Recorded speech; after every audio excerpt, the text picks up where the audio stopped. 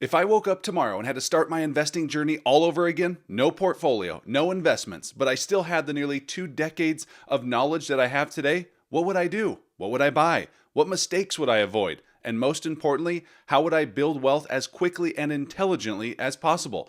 Well, in today's video, I'm going to walk you through exactly what I do if I had to start over from scratch, give you the makeup of an entire new portfolio with stocks and ETFs. And honestly, my approach would be very different than when I first started investing. How I started back then would be the same way I start today, and it's the same way I teach my students I work with every week inside my Investing Accelerator program. To build a successful portfolio, it starts with having a firm foundation. A firm foundation for a portfolio is an ETF, as it provides diversification right out of the gate. My perfect 3 foundational ETFs would be S&P 500 ETF, so something like VOO. This ETF is going to give you access right out of the gate to the top 500 blue chip companies in the US. This was the first ever investment I made. Now, I used an index fund, but the idea was the same.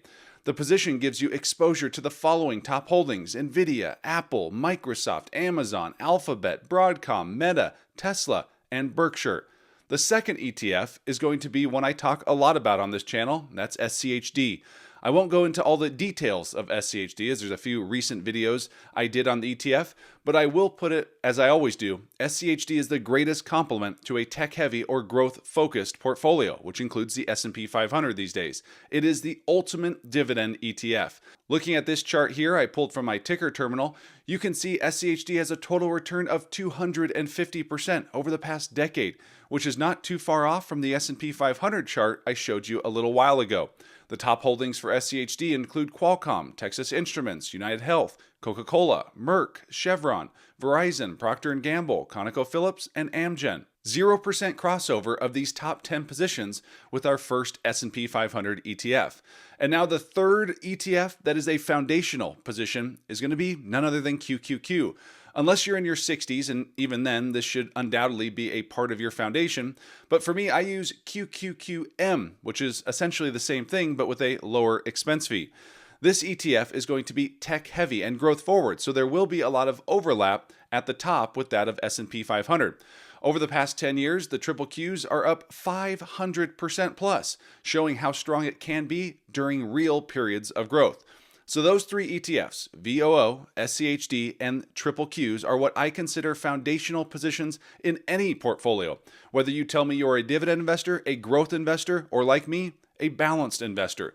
When I first started investing, I spent far too much time looking for the next hot stock, the next big winner, the next shortcut. What I've learned is that wealth is usually built through a combination of time, consistency, and discipline.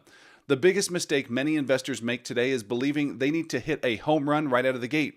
And I'm here to tell you, you don't. You need a repeatable process. And if I had to start over, that's where I'd begin.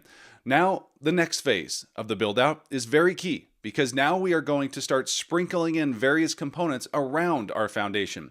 This is an extension of the foundation. That can include both stocks and additional ETFs. And when it comes to choosing these positions, it's important to focus on quality and valuation.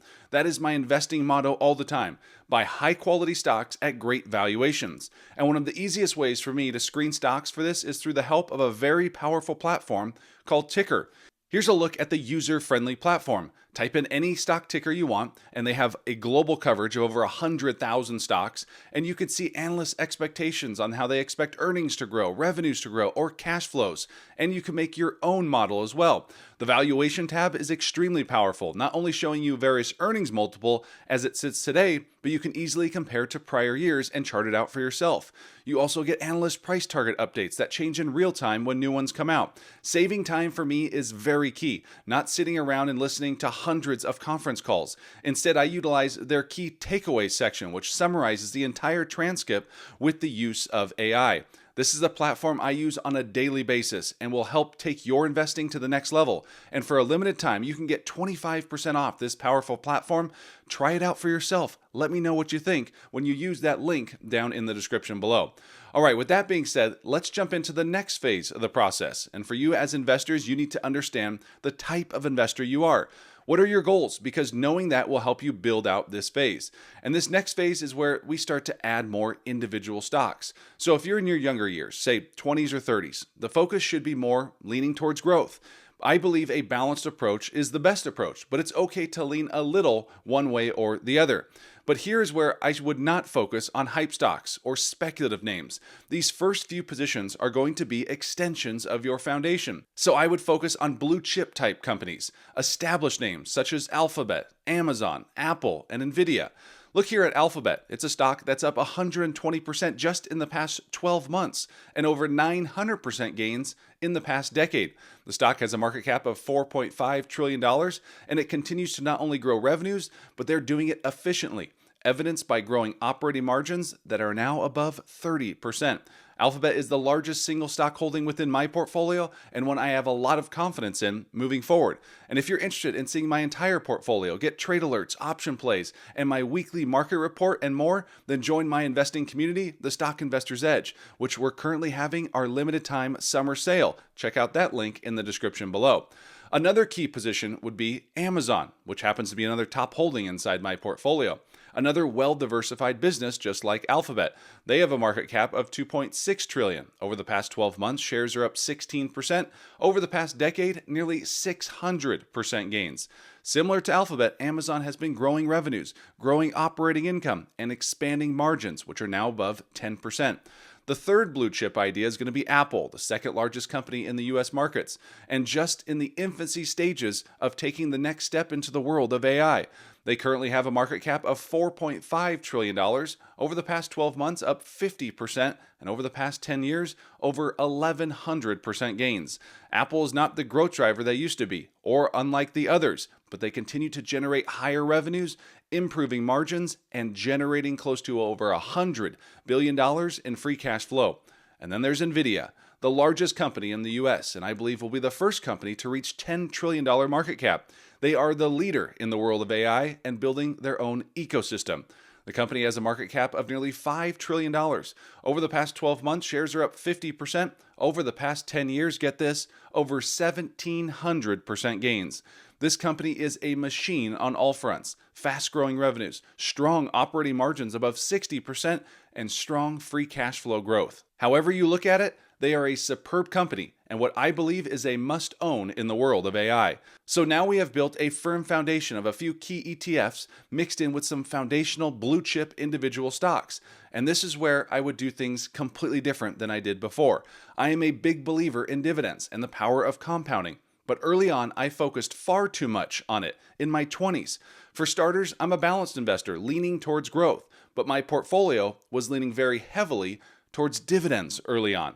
I had J&J, AbbVie, Realty Income, Lockheed Martin's all at the top of my portfolio.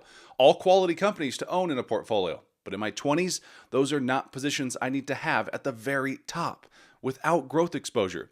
In your younger years, it's okay to take more calculated risk. Not saying speculative risk at the top, but calculated, and then mix in a few dividend players from there to balance things out. So now that we have what we have, we can build out the smaller parts of the portfolio, something I like to put in 3 buckets. And those 3 buckets include dividend, primarily dividend growth for me.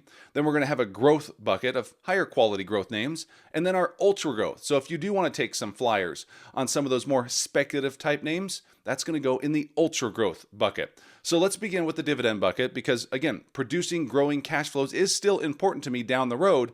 It's just not overly important early on and shouldn't make up, say, 80% of your portfolio.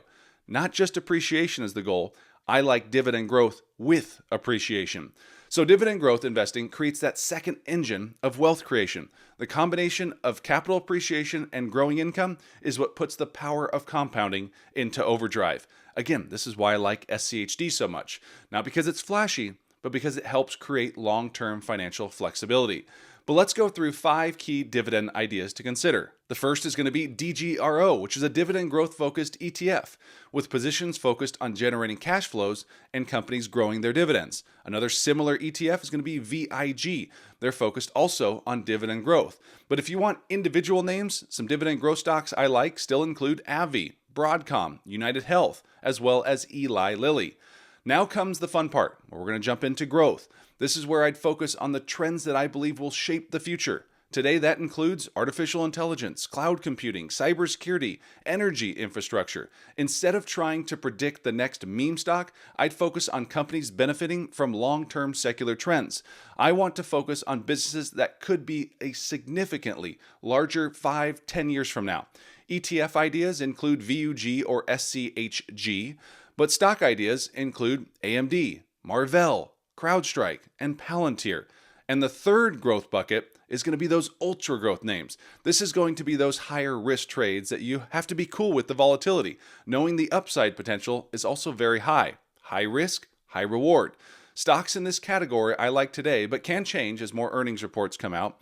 But they include right now things like CoreWeave, IREN, Robinhood, SoFi, Joby. And not that this would be an ultra growth stock, but people are kind of underestimating it. It's going to be Meta Platforms. I believe one of the easier buys in the market today. And with the help of Ticker, here are the analysts' average 12-month price targets for each of those stocks. CoreWeave, we could see, is at a $140 price target. That's implying 35% upside from current levels. IREN with an $81 price target. That's nearly 40% upside from current levels. Moving over to Robinhood, they have a $100 price target across all analysts on average. That's nearly 20% upside. Then there's SoFi, a digital financial play I like a lot. $21 average price target. That's 40% upside.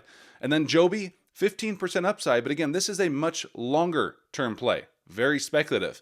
And that brings us to Meta. People are seriously underestimating the future earnings power here of this company. And analysts agree with me, as they have an average price target of over $820, implying 40% upside from current levels. By now, you have a well-rounded portfolio, and as money managers, you will want to take a good hard look at your portfolio, at least on a monthly or quarterly basis, to ensure your thesis is still intact, to ensure your exposure is not out of whack. Remember, the S&P 500 has 11 different sectors, things like technology, consumer staples, consumer discretionary, energy, and the list goes on. Make sure you're well balanced, not evenly balanced, but well balanced based on your strategy. And right now, it is important to be leaning overweight in technology because the growth trend is going to continue there for the foreseeable future. But if I had to start all over again, there are several things I push for my students to avoid. Things like chasing hype, panic selling, constantly checking your portfolio on a daily, hourly basis, and trying to time every market move. Most investing mistakes aren't analytical, they're emotional, and emotional mistakes are expensive. Emotional investing is a losing strategy every day of the week. The longer I've invested, the more I've realized that controlling yourself is often more important than finding the perfect stock. And understanding the technicals and fundamentals can take you a long way in building what I like to call generational wealth. And if I had to summarize everything into a simple framework, it would go like this. Step 1, build that financial foundation. That is those 3 ETFs, those core ETFs we looked at. Step 2, strengthen the foundation with blue chip leaders. Step number 3 is going to be building those 3 buckets, dividend growth, growth, and ultra growth, those speculative type names to sprinkle in. Step 4, invest in long-term growth themes. Stop trying to move into a stock and out of a stock on a day-by-day basis. Step number 5, stay invested. Notice what's missing. There's no magic formula. There's no secret stock. There's no shortcut, just a repeatable process. Sticking to your strategy, investing in high-quality assets at great valuations, not blindly investing in hype. The truth is, if I had to start over, I'd probably build wealth faster than when I first started. Not because I'd be smarter, not because I know the future, but because I'd develop a plan earlier and build a better structure for my portfolio based on that plan. And ultimately, that's what investing is really about. Not predicting the future, but constantly putting the odds in your favor. A little bit different type of video for you today, but I hope you enjoyed it. And if you did, please kindly smash that like button down below, show your appreciation. And in the comment section, let me know your top 3 positions so I know what your foundation is. And make sure you take advantage of that special 25% discount with Ticker, as the platform is an extremely powerful tool that I use on a daily basis. Thanks again for watching, and we'll see you in the next one. Take care.